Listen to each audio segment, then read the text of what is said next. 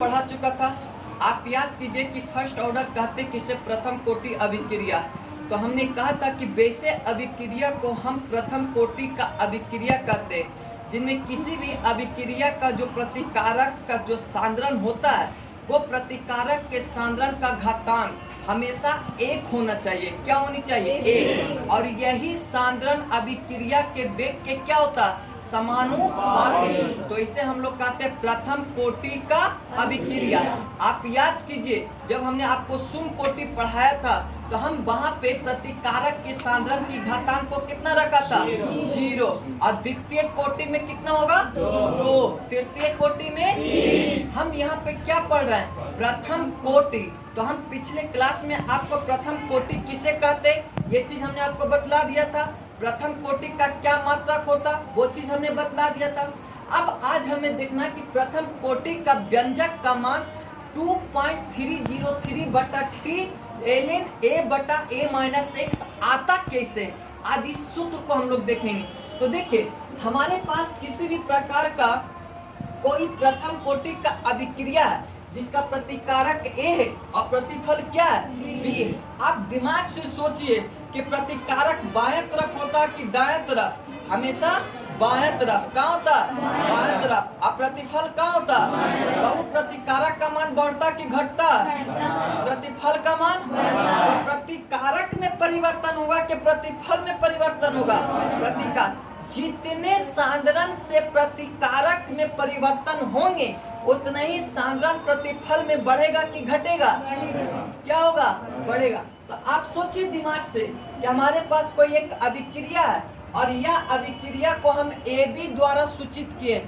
A हमेशा प्रतिकारक है और B क्या है? हमारा प्रतिफल है। तो इनिशियल स्थिति में, प्रारंभिक स्थिति में प्रारंभिक सांद्रण का मान जो हमने लिया प्रतिकारक का वो A है। वो क्या? A। तो प्रारंभिक स्थिति में क्या प्रतिफल में कोई चेंजिंग होगा? कोई चेंजिंग नहीं होगा। इसका मान हमेशा कितना होता है? 0। क्या होता? 0। अब यही प्रतिकारक में हम x से परिवर्तन करते हैं। कितने से?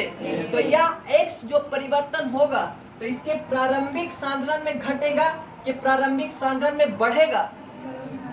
घटेगा। क्या होगा? घटेगा। तो हमने ये लिखा कि इसके प्रारंभिक सांद्रण में हम x का परिवर्तन करना चाहते हैं। कितने का? तो हम क्या करेंगे? इसको a minus x, a minus क्या करेंगे? x करेंगे। क्या प्रारंभिक सांद्रण के दरमियान हमें समय अंतराल का मान 0 सेकंड था? जब हमने इसमें चेंज किया, परिवर्तन किया, तो हमें समय मालूम नहीं है, लेकिन फिर भी हम मानते हैं कि 30 सेकंड में परिवर्तन हो रहा। कितना सेकंड में? तो जितने प्रतिकारक में सांद्रण का मान घटा है उतने ही सांद्रण का मान जाके प्रतिफल में क्या होता?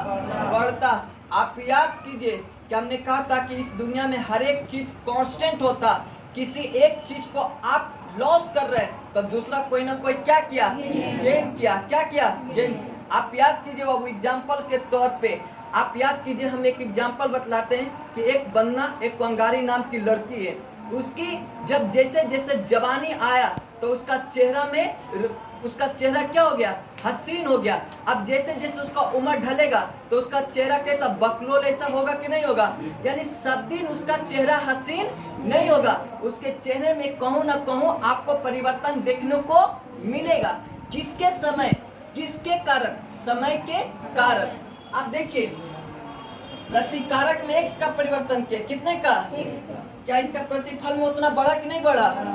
अकॉर्डिंग टू दिस डिफिनीशन, किसके परिभाषा के अनुसार? अभिक्रिया के वेग के। अभिक्रिया का वेग हमेशा प्रतिकारक के समानुपाती होता है कि प्रतिफल के? प्रतिकारक के क्या होता है? समानुपाती। क्या हम R बराबर directly proportional a minus x लिखा? अब यहाँ पे देखिए कि इन दोनों को बराबर करने के लिए हम किसी कांस्टेंट का प्रयोग करते कि नहीं करते? अरे बकलोल, तो लोग बोलता कहीं नहीं बे? समानुपाती है। ये बराबर करने के लिए हम किसी कांस्टेंट का प्रयोग करते कि नहीं करते? कांस्टेंट को क्या द्वारा सूचित करते हैं? तो r बराबर के a माइनस क्या हो गया? अब हम प्रथम कोटि पढ़ रहे हैं कि सुम कोटि? प्रथम कोटि का घातांक कितना होता? क्या हम इसके साधारण की घातांक 1 लेंगे? जब आप सुम कोटि पढ़े थे तो इसका घातांक कितना था? 0। क्या था? और मतलब अभिक्रिया का वेग। अभिक्रिया का वेग क्या बतलाता? किसी अभिक्रिया के प्रतिकारक या प्रतिफल के साधारण में जो समय के सापेक्ष जो परिवर्तन होता है उसे कहते हैं अभिक्रिया का वेग। तो अभिक्रिया का वेग का मान क्या होता है? dx बटा dt। dx बटा dt। क्या हम r का मान रख सकते हैं? dx बटा dt। अब आप सोचिए कि जात हमेशा किसका सपोर्ट करेगा? महतो जी किसका सपोर्ट? मियाँ जी किसका सपोर्ट? मियाँ जी का। ये x किसका सपोर्ट करेगा? dx को कि dt को? क्या dt का कोई सपोर्ट कर सकता है? तो dt को हटा दे। dt को क्या कर? हटा दे। ये हर में इधर जाएगा तो ये अंश में इधर आएगा तो हर में। अब ये बताओ कि हमें x में क्या लगा हुआ? d। इस d को हटाना है। इस d को क्या करना? इस d में क्या लगा? इस d में क्या लगा? d। इस यहाँ से भी हम d को क्या करेंगे? तो दोनों तरफ क्या करते हैं? दोनों तरफ इंटीग्रेशन। एक तरफ होता कि दोनों तरफ? इंटीग्रेशन का सिंबल क्या होता? रो। क्या होता? रो। क्या होता? रो।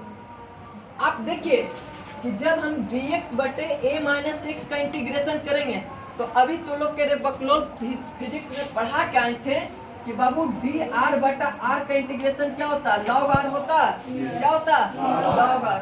तो यहाँ क्या dx बटा a माइनस x, क्या इसका log a माइनस x होगा? इंटीग्रेशन का कहलाम है कि जितना टर्म हमें वेरिएबल में गुना किया हुआ रहता है हम उतना ही टर्म को हम डिवाइड कर देते हैं। क्या कर देते हैं? तो a माइनस x मतलब -1 जो है x में गुना किया हुआ है कि नहीं? अरे बकलोल, इसी को तो हम लोग लिखते हैं a माइनस x। इसको इस तरह लिख सकते हैं a प्लस -1 गुने क्या लिख लेंगे? x। क्या लिखेंगे? x -1। क्या ये वेरिएबल में गुना किया हुआ कि नहीं? इसी को हम लोग क्या करेंगे? डिवाइड कर देते हैं। क्या कर देते हैं? डिवाइड। तो -1 से क्या किया? डिवाइड। ये dt का इंटीग्रेशन कितना? t। dt का इंटीग्रेशन t। क्या ये kt प्लस क्या बन गया? c। क्यों c दिया? आपने किसी प्रकार का कोई लिमिट लिया? आप याद कीजिए जब लड़कियों का शादी नहीं हो रहा था तो किसी प्रकार का कोई संकेत नहीं होता। जिस दिन शादी हो जाएगा उस दिन मिल जाएगा आपको संकेत, 2 चिटकी भर सिंदूर। 2 चिटकी भर सिंदूर। अब आप ओकरा साथ कोई छेड़खानी न कर सकते हैं। वो अब क्या हो गया? पर्सनल हो गया। केकरो छेड़खानी कर सकते हैं?